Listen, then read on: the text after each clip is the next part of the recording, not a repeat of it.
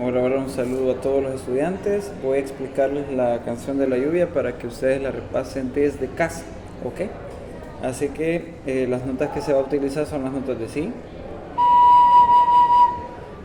que es apretando este dedo en este agujero que está en la parte posterior de la flauta, y el primer agujero, ¿verdad?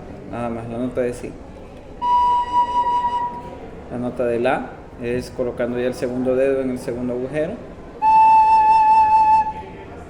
Y la tercera nota, que es la nota de sol, en el tercer agujerito.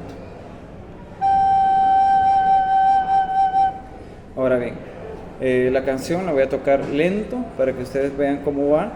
En la clase ustedes ya copiaron las notas de la canción, por lo tanto ya pueden tener alguna noción de cómo va la estructura como tal.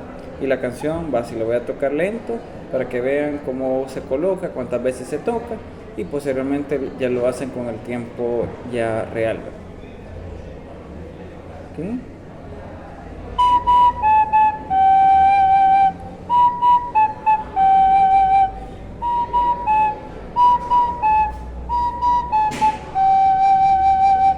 Y se repite, ¿verdad? Las dos veces la canción y ese sería de forma completa. Ahora ya con el tiempo normal sería aquí, se agarra, coloca la mano derecha acá como apoyo para que no se le esté moviendo mucho y toca.